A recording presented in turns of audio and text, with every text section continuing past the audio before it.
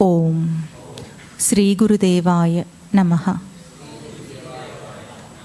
ఓం గీతామృత మహోదధయే నమః. ఓం గీతామృత ఆస్వాద ఆనందాయ నమః.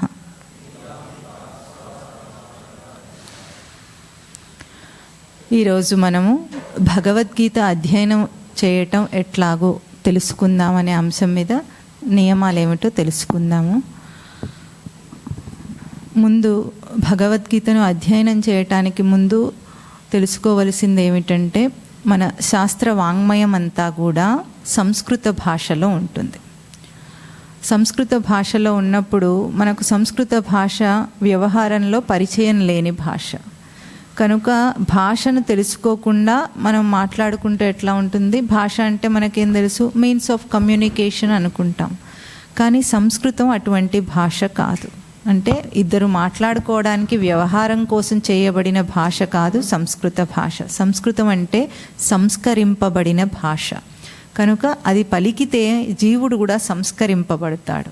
అది సంస్కరింపబడినది, మనం కూడా దాన్ని పలికినప్పుడు సంస్కరింపబడతాం. కనుక సంస్కృత భాషను కొద్దిపాటి భాషా పరిజ్ఞానము నియమములను తెలుసుకోకుండా అధ్యయనం చేయకూడదు. ముందు ఇక్కడ ఏమంటున్నారో చూద్దాం. ఈ శ్లోకం చెప్పండి అందరూ కూడా. గీతి శీఘ్రీ శిరః కంపి తథా లిఖిత పాఠకః అనర్థజ్ఞో అల్పకంఠశ్చ షడేతే పాఠకాధమాః. అంటే 6 రకాలైన పాఠకుల గురించి చెప్తోంది ఈ శ్లోకము. ఇది పాణినీయ శిక్ష అనే గ్రంథంలో నుండి తీసుకున్న సూత్రం. ఏమంటున్నారు? గీతి అంటే పాడుకుంటూ సాగలాగి దీర్ఘాలు తీసుకుంటూ చదివేవాడిని గీతి అంటుంది. శీఘ్రి అంటే ఏమిటి? తొందరపడి ఫాస్ట్గా వేగంగా చదివేసి భావం మీద దృష్టి పెట్టకుండా చదివేవాడు శీఘ్రి. శిరః కంపి అంటే తలకాయ ఇట్లా ఆడించుకుంటూ చదివేవాడు శిరః కంపి. తథా లిఖిత పాఠకః అంటే రాసుకొని చదివేవాడు అని అర్థం. ఇంకా ఏమంటున్నారు? అనర్థజ్ఞ అంటే అర్థజ్ఞ అంటే అర్థం తెలిసినవాడు అని. అనర్థజ్ఞ అంటే అర్థం తెలియనివాడు. అర్థం తెలుసుకోకుండా భావం తెలియకుండా చదివేవాడు అనర్థజ్ఞుడు. అల్పకంఠశ్చ అంటే 2 రకాల అర్థాలు ఏముంటాయంటే, ఒకటి గొంతు సరిగ్గా పైకి లేవకుండా ఉండేవాడు ఒకడు అల్పకంఠుడు అంటారు. ఇంకొకటి కంఠస్థం చేయటం అంటాం మనం. అంటే మనకు మెమరీలో పెట్టుకోవటం, మెమరైజ్ చేయటం అంటాం. అట్లా ధారణ లేకుండా ఉండేవారెవరో వాళ్ళు కూడా అల్పకంఠుడు అంటున్నారు ఇక్కడ. ఈ 6 రకాల పాఠకులు కూడా పాఠకాధములట. అంటే పాఠకులలో అధమ స్థితిలో ఉన్నవాళ్ళు అని అర్థము. ఎందుకు ఈ శ్లోకం చెప్తున్నామంటే, మనం ఇప్పుడు లోకంలో అందరూ కూడా భగవద్గీతను గీత అంటారు. భగవద్గీత అని కూడా మొత్తం అనరు, గీత అంటారు. గీత అంటే పాడబడింది అని వాళ్ళ అర్థం అన్నమాట. పాడి చెప్పారని అనుకొని గీత పదానికి అర్థం చెప్పుకుంటారు. గీత అంటే గై శబ్దే ధాతు అంటే పలుకబడింది అని అర్థం ఉంది, కానీ పాడబడింది అని అర్థం లేదు. అందుకే దీర్ఘాలు తీసుకుంటూ వాళ్ళు ఇష్టం వచ్చిన ఒక రాగాన్ని, కూని రాగాన్ని పెట్టుకొని దాని ప్రకారంగా చదివేసుకుంటూ అర్థం మనం తెలియకుండా చదవటం అనేది లోకంలో పరిపాటి. అట్లా చెయ్యకూడదు మనం. పూర్వం ఎట్లా ఉండేది? గురు శిష్య పరంపరలో గురువు చెప్తూ ఉంటే గురువు దగ్గర ఉండి నేర్చుకొని అప్పుడు చదివేవాళ్ళు. ఇప్పుడు వాంగ్మయం అంతా అందరికీ పుస్తక రూపంలో, ఇంటర్నెట్ రూపంలో అందుబాటులో ఉంటే ఎవరికి వాళ్ళే గురువులు. ఎక్కడ పడితే అక్కడ సామూహికంగా గుంపులుగా అన్నిటినీ కూడా అధ్యయనం చేసేసాం, పారాయణం చేసేసాం అనుకుంటారు. కానీ దాంట్లో చాలా రకాలైన దోషాలు వస్తున్నాయని గుర్తించటం లేదు. కనుక భగవద్గీత చదివే ముందు దానికి కావలసిన నియమాలు మనం కొన్ని తెలుసుకోవడం అనివార్యం. భగవద్గీతను ఏమన్నారంటే శ్రీకృష్ణార్జున సంవాదే అన్నారు. మనము ప్రతి అధ్యాయానికి తర్వాత ఏం చదువుతాము? శ్రీకృష్ణార్జున సంవాదే అంటాం. అంటే అది సంవాదం అంటే ఏమిటండి? ఇద్దరు వ్యక్తుల మధ్య మాట్లాడుకున్న సంభాషణను మనం సంవాదనం అంటాం. మాట్లాడుకునేటప్పుడు పాటలు పాడుకుంటారా, మాట్లాడుకుంటారు. అంటే సంవాదం అంటే ఏమిటి? సమ్యక్ వదతి. మనం చెప్పింది స్పష్టంగా ఎదుటివారికి అర్థం కావాలి, ఎదుటివారు చెప్తున్నది కూడా మనకు స్పష్టంగా అర్థమైతే దాన్ని సంవాదం అంటాం. మనం ఇంగ్లీష్లో మాట్లాడుతున్నాం, ఎదుటివాడు తమిళంలో మాట్లాడుతున్నాం, దాన్ని సంవాదం అంటామా? అనం. అంటే మనం చెప్పేది వాళ్ళకి అర్థం కావాలి, వాళ్ళు చెప్పేది మనకు కూడా అర్థం అవ్వటము, అప్పుడు సంవాదం అవుతుంది. మనం ఎందుకు దీర్ఘాలు తీయటం అనుకున్నామంటే పౌరాణిక సినిమాలన్నిట్లో మనం చూసాం. రథం మీదకు నిలబడి ఈయన ఒక పద్యం అందుకుంటాడు, ఆలాపన చేస్తూ ఆ అంటాడు, ఆయన దానికి జవాబుగా ఇంకో 5 పద్యాలు అందుకుంటాడు. అందుకొని ఆయన కూడా పాడేసి ఆ అంటుంటే అదేదో అట్లాగే పాడాలేమో అనుకొని మనం కూడా భగవద్గీతను అట్లా పాడుకుంటున్నారు. అది తప్పు లోకంలో. అట్లాగే సంవాదమావయోః, సంవాదమిమం అద్భుతమని సంజయుడు 18వ అధ్యాయంలో చెప్తాడంటే అది శ్రీకృష్ణార్జునుల సంవాదం జరిగింది అని భగవద్గీతయే మనకు చెబుతోంది. కనుక అది సంవాదంలాగా స్పష్టంగా పలకాలి. దీనిని బ్రహ్మ విద్య అన్నారు. బ్రహ్మ విద్య అంటే ఏమిటంటే లోకంలో మనం నేర్చుకునే అనేక విద్యలు ఉంటాయి. ఆ విద్యలన్నిటినీ కూసు విద్యలు అంటారు. ఎప్పుడైనా విన్నారా? అభ్యాసం కూసు విద్య అనే సామెత విన్నారా? కూసు విద్య అంటే ఏమిటంటే లోకంలో మనం ఏదైనా సరే అవసరం కొద్దీ నేర్చుకుంటే ఏ విద్య అయినా వచ్చేస్తుంది. అభ్యాసం చేస్తే అన్ని విద్యలు వచ్చేస్తాయి. దానివల్ల మనకు ప్రయోజనం ఏమి ఉండదు, పొట్టకూటి విద్యలు ఇవన్నీ. కానీ బ్రహ్మ విద్య అంటే ఎటువంటిదంటే బ్రహ్మ శబ్దానికి అర్థం బృహి వృద్ధౌ ధాతువు. చెప్పండి, బ్రహ్మ అంటే బృహి వృద్ధౌ అంటే ఏమిటి? జీవుడు ఎదగటం, వృద్ధి పొందటం. జీవుడు వృద్ధి పొందేది ఏది ఉంటుందో అది బ్రహ్మ లక్షణం. ఈ భగవద్గీతను అధ్యయనం చేస్తే జీవుడు ఎదగాలట. ఏం ఎదుగుతాడు అంటే మానవ స్థితి నుండి మాధవ స్థితికి ఎదుగుతాడు జీవుడు. కనుక అది బ్రహ్మ విద్య అని చెప్పబడింది. మనం ప్రతి అధ్యాయం వెనుక ఏమంటాము? బ్రహ్మ విద్యాయాం యోగశాస్త్రే అంటాం. అంటే యోగశాస్త్రం అయింది అది. ఎందుకు యోగశాస్త్రం అంటున్నారు దాన్ని అంటే యోగ శబ్దానికి అర్థం ఏమిటి? యుజిర్ యోగే ధాతు అంటే కలయిక, చేరటం. జీవుడు తన స్వరూపాన్ని అందుకునేటట్లుగా చేరాలి. అది యోగశాస్త్రం అవుతుంది. అప్పుడు ఆ విధంగా మనం అధ్యయనం చేస్తే అది బ్రహ్మ విద్య అవుతుంది, యోగశాస్త్రం కూడా అవుతుంది. తర్వాత ఏమంటున్నారు? తదర్థమననాత్ త్రాయతే ఇతి మంత్ర.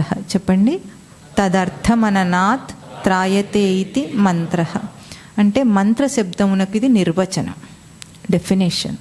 అంటే దాని అర్థమును మననం చేయటం వల్ల మననది రక్షించి తరింపజేస్తుంది. త్రాయతే అంటే రక్షించేది, దాటించేది, రెండు కూడా. అప్పుడు ఏం చేస్తుంది? అర్థాన్ని మననం చేస్తే రక్షిస్తుంది.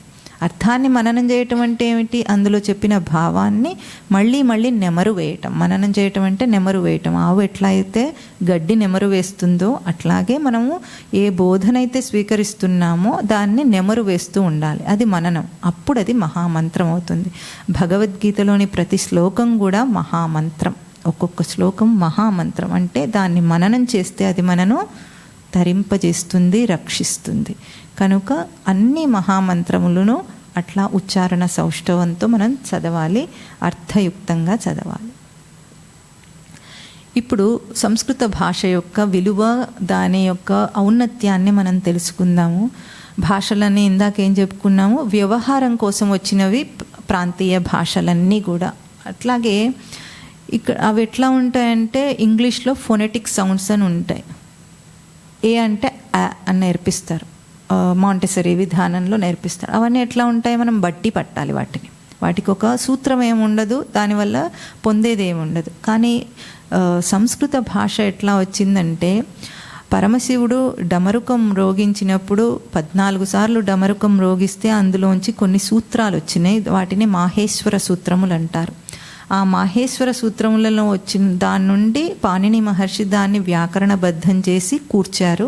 ఆ అక్షరాలన్నీ సంస్కృత వర్ణమాలలో ఉంటాయి కనుక ఇవి మాహేశ్వర సూత్రములు అంటారు.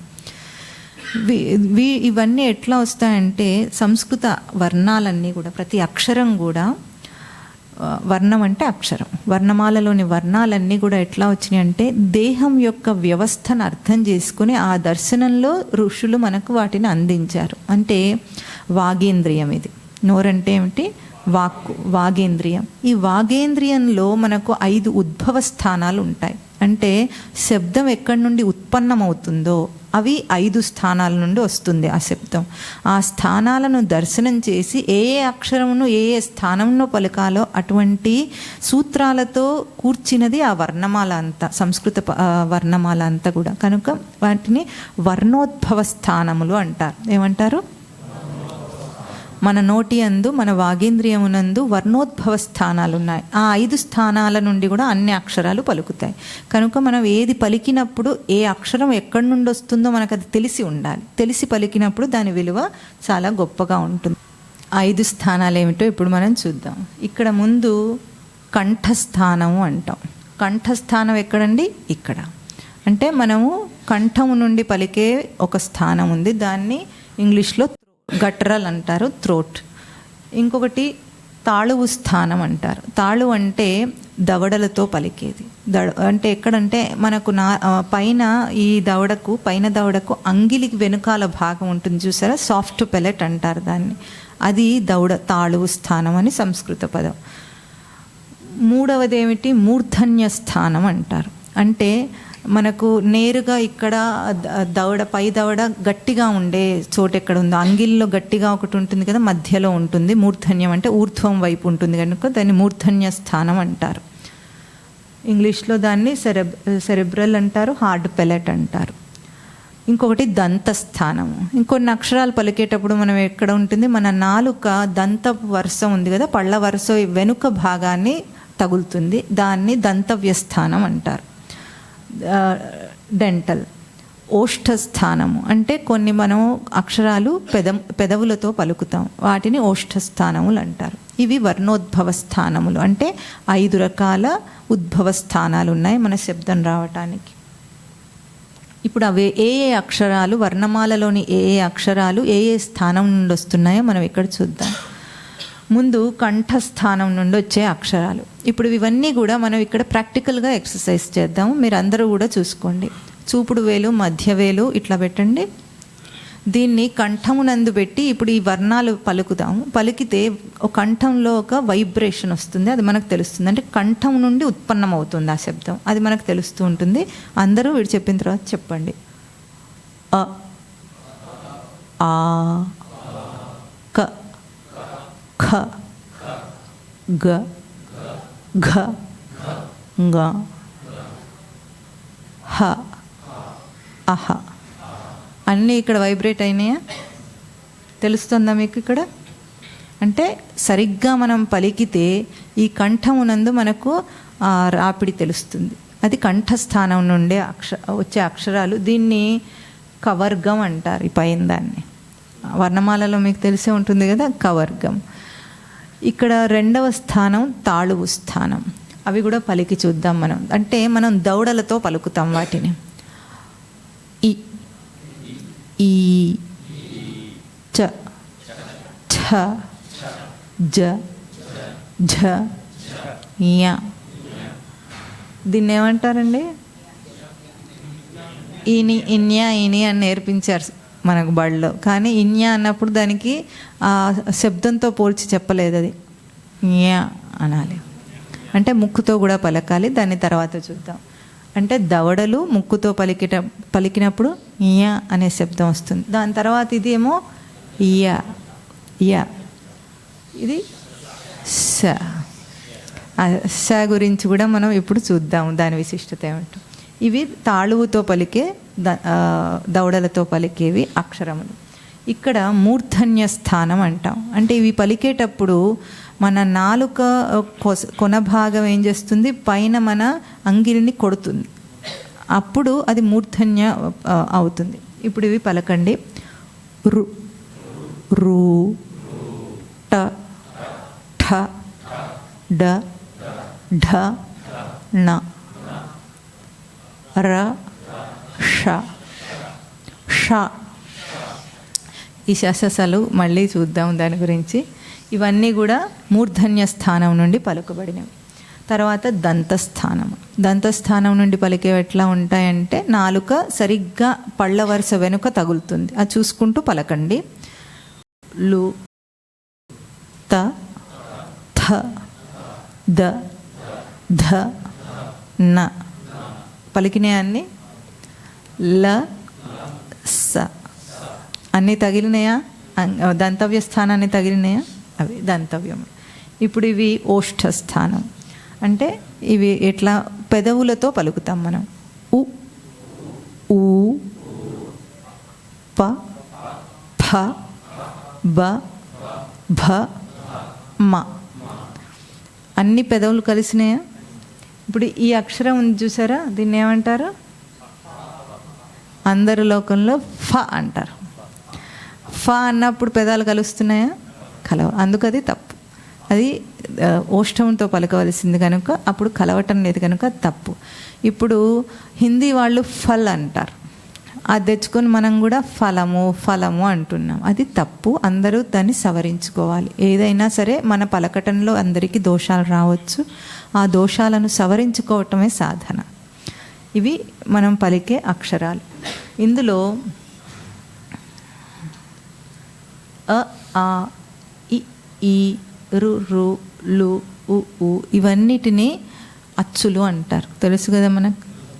వాటిని స్వరములు అంటారు. స్వరములంటే స్వయం రాజతే ఇది స్వరః. అంటే వాటి ప్రకాశం వాటికి సొంతగా ఉంది. ఆ అక్షరాలు పలకటంలో మనము అప్రయత్నంగా పలకగలం. అంటే ఈ వాగేంద్రియ నిర్మాణాన్ని బట్టి మనం ఆ స్వరాలను ప్రయత్నపూర్వకంగా పలకకుండానే వచ్చే ఏ శబ్దాలు ఉంటాయో అవి స్వరములు అంటారు.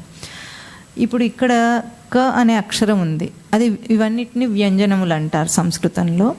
క అనే అక్షరంలో ఏముంది? క్ ప్లస్ అ. అంటే స్వరము యొక్క ప్రకాశంతో ఇది ప్రకాశిస్తుంది. దీనికి సొంత ప్రకాశం లేదన్నమాట. అందుకే స్వరములు వ్యంజనములు అంటారు. ఇక్కడ స, ష, స ఈ మూడింటి యొక్క తేడా చూడాలి. ఇవన్నీ పలకటంలో ఎక్కువగా దోషం వచ్చే అక్షరాలు ఇవి. వీటి మూడింటికి ఉద్భవ స్థానాలు వేరుగా ఉన్నాయి కదా. ఒకటేమో తాళువుతో పలికేది మూర్ధన్య, దీన్ని ఏమంటారు? తాళవ్య శకారం అంటారు. దీన్ని మూర్ధన్య షకారం అంటారు. దంతవ్య సకారం అంటారు. ఈ పలికేటప్పుడు ఎట్లా ఉంటుందో మనం చూద్దాం. స అని పలికేటప్పుడు ఎట్లా ఉంటుంది? లోకంలో అందరూ ఈశ్వరుడు అంటారు. అంటారా? ఆవిడ పేరేమిటి? ఈశ్వరీదేవి అంటుంది. ఈశ్వరీ దేవి కాదది. అది ఎక్కడ మెలికసా రాస్తున్నాం కానీ షా రాయటం లేదు.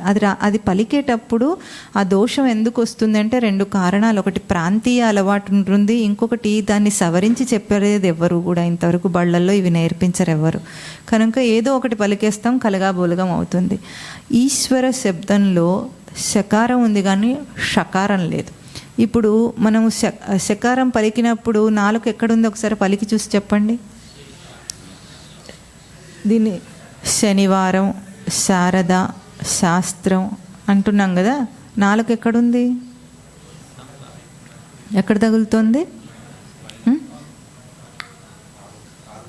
ఎక్కడ తగలట్లేదు, అది వేలాడుతోంది. చూడండి, గమనించండి. తాళు స్థానం నుండి శబ్దం వస్తోంది కానీ నాలుక ఎక్కడ తగలదు. అది ఎట్లా ఉంటుంది? ఇట్లా నిలబడి ఉంటుంది. తేలిగ్గా పలకాలి. అప్పుడు గాలి బయటికి వదులుతూ పలుకుతాం మనం. శకారం పలికేటప్పుడు గాలి బయటికి వదులుతూ విస్పరింగ్ సౌండ్ అంటారు దాన్ని. అది వచ్చేటప్పుడు ఏమవుతుంది? గాలి బయటికి వచ్చేస్తుంది. దాన్ని ఒత్తిడి లేకుండా పలకాలి, తేలికగా పలకాలి. అప్పుడు శ అని వస్తుంది. ఈశ్వర, శివ. అందరు ఏం రాస్తారు? SHIVA, శివ అంటారు. శివ కాదు, అది SIVA, శివ. ఇంకా ఈశ్వర, శాస్త్రము, శాంతి, ఇట్లాంటి పదాలన్నీ కూడా వచ్చినప్పుడు మనం గుర్తించాలి. శనివారం, శనివారం, శనివారం అంటారా? ఇక్కడ ఇంకా తెలంగాణ వాళ్ళు ఇంకా ఎక్కువగా అంటారు అటువంటివి. అట్లా అనకుండా మెలికస ఉన్నప్పుడు తేలిగ్గా అది పలకటాన్ని మనం అభ్యాసం చేయాలి. మన పిల్లలకు కూడా బాగా నేర్పించాలి. తర్వాత ష. ష అన్నప్పుడు మీరు చూడండి, అది పరుషం. పరుషం పలికినప్పుడు ఏమవుతుందంటే ప్రయత్నపూర్వకంగా పలకాలి మనం. కొంచెం నాలుక మెలికబడుతుంది. మెలికబడి ఆ నాలుక యొక్క చివరి భాగం మన అంగిలిని తంతుంది. అట్లా అవుతుందా చూసుకోండి. విష్ణు, కృష్ణ వస్తుందా? ఋషి అన్నప్పుడు ఇవన్నీ కూడా ఏమైంది, షకారం పలుకుతుంటే అక్కడ తగులుతుంది అంగిలి. కనుక అది గుర్తించి మనం సవరించుకొని మరీ పలకాలి. రాస్తున్నప్పుడు సరిగ్గా రాస్తున్నాం కదా. ఇందులో చాలా ముఖ్యమైనది ఏమిటంటే ఆంధ్రప్రదేశము మన రాష్ట్రం పేరు. మన రాష్ట్రం కాదు, పక్క రాష్ట్రం, పోని ముందు ఒకటే ఉండేది కనుక అట్లా అన్నాడు. అందరు ఏం రాస్తారు? ప్రదేశ్ అంటారు. SH రాయటం వల్ల అందరు ఏమంటారు? దాన్ని ప్రదేశ్ అంటారు. ప్రదేశ్ అన్నప్పుడు ఏం ఉండాలి? ఈ షకారం రాయాలి. అవునా? H రాసినందువల్ల అందరూ ఏమనుకుంటున్నారు? ఇదే ఉంటుంది అనుకుంటున్నారు. కానీ స్పెల్లింగ్ మనం తెలుగులో రాస్తే ఏం రాస్తాం? మెలికసా రాస్తాం, తాళువి అని రాస్తాం. అప్పుడు దాన్ని ఏమనాలి? ఆంధ్రప్రదేశము అనాలి. అందరూ ఇన్వేరియబుల్గా తప్పేం చదువుతారో ఆంధ్రాలో పలకదు, షకారము షకారం అవుతుంది. అది తప్పు. ఇంత పెద్ద తప్పు మనం చేస్తాం, లోకం అంతా చేస్తుంది, ఎవరు సవరించరు. కనుక ఇది గుర్తించి మనందరం ఎవరెవరికి దోషం ఉందో వాళ్ళందరూ కూడా ఇది సవరించాలి. దోషం అన్నట్టు దోషం అన్నామనుకోండి, దోశ అవుతుంది అది. తర్వాత స అనేది చాలా సరళమైన అక్షరం. సరళ అన్నప్పుడు ఎక్కడ తగులుతుంది? దంతవ్య స్థానంలో. మీరందరూ ఇప్పుడు చేసి చూసుకోవాలి, వీడు చెప్పడం కాదు, ప్రాక్టికల్గా మీకు తెలుస్తుంది. ఇది సరళ. సాహసము అన్నప్పుడు ఎక్కడుంది? దంతవ్య స్థానానికి తగలాలి. సరళ, సాహసము. తెలుస్తుంది కదా. కనుక ఇవన్నీ గుర్తించి సవరించుకోవాలి భగవద్గీత చదివేటప్పుడు. ఇప్పుడు ఇది యా, మాంగ్, గ, న, ఇవన్నీ వర్గ చివరి అక్షరాలు అంటారు. వీటిని పంచమాక్షరాలు అంటారు. అంటే కవర్గంలో చివరి అక్షరం, చవర్గంలో చివరి అక్షరము, ఇవన్నీ వర్గ పంచమాక్షరాలు అంటారు. ఇప్పుడు ఇవన్నీ వర్గ పంచమాక్షరాలన్నీ కూడా ఆయా స్థానంలో, అంటే ఏ స్థానం చెప్పారో ఆ స్థానంలో పలకాలి. అదే సమయంలో నాసికతో, అంటే ముక్కుతో పలకాలి. నేజల్ సౌండ్ అంటారు దాన్ని. ఇప్పుడు అందరు చెప్పండి. యా, మ, గ, న, న. ఈ న రెండు పలకటంలో కూడా మనం తప్పులు చేస్తూ ఉంటాం. గుణ అన్నామని కూడా, గణ, గణపతి అన్నప్పుడు అది ఏ స్థానం? మూర్ధన్య స్థానం, పైకి తగులుతోంది. గణపతి. నాన్న అన్నాం, అప్పుడు ఎక్కడ తగులుతోంది? దంతవ్య స్థానం. మామూలు నకారం ఏమో దంతవ్య స్థానం. అణ అని మనం అనే అక్షరం ఏమిటి? అది మూర్ధన్య స్థానం. ఇది గుర్తించాలి. గుణం అన్నప్పుడు ఎక్కడ పలుకుతున్నాం అక్కడ గుర్తించి పలకాలి. ఈ రెండు. కంఠము దవడలతో పలకాలి. ఏది? ఏ, ఐ. ఈ రెండు కూడా కంఠము దవడ. అంటే చూడండి, ఇక్కడ వైబ్రేషన్ తెలుస్తుంది, ఇక్కడ దవడను వాడుతున్నాం మనం. ఈ రెండు తెలుస్తాయి. ఏ, ఐ. ఇవి ఓ, ఔ, ఓ, ఓ, ఔ. కంఠము పెదవులతో పలకాలి. వ, దౌడ పెదవులతో పలకాలి. వ అన్నప్పుడు చూడండి, దౌడ వాడుతున్నాము, పెదవులు దౌడ వాడుతున్నాము. దీన్ని పూర్ణానుస్వారం అంటారు. సున్నా అంటాం మనం మామూలు భాషలో, దాన్ని పూర్ణానుస్వారం అంటారు. అంటే దాన్ని కూడా నాసికతో పలకాలి. ఇప్పుడు రూపం అని రాసామనుకోండి, ప పక్కన సున్నా రాస్తాం మనం. దేశం అన్నప్పుడు దేశం అనకూడదు. తెలంగాణ వాళ్ళు ఎక్కువగా దేశం దేశం అంటుంటారా? అని అట్లా బిగించకుండా దాన్ని నాసికతో పలికినప్పుడు తేలిగ్గా వస్తుంది. రూపం, దేశం అనాలి. మన వాగేంద్రియాన్ని గౌరవించి, వాగేంద్రియ నిర్మాణాన్ని సృష్టి మనకు అందించింది కనుక దాన్ని గౌరవించుకుంటూ భాషను సవరించుకుందాం. ఓం తత్ సత్.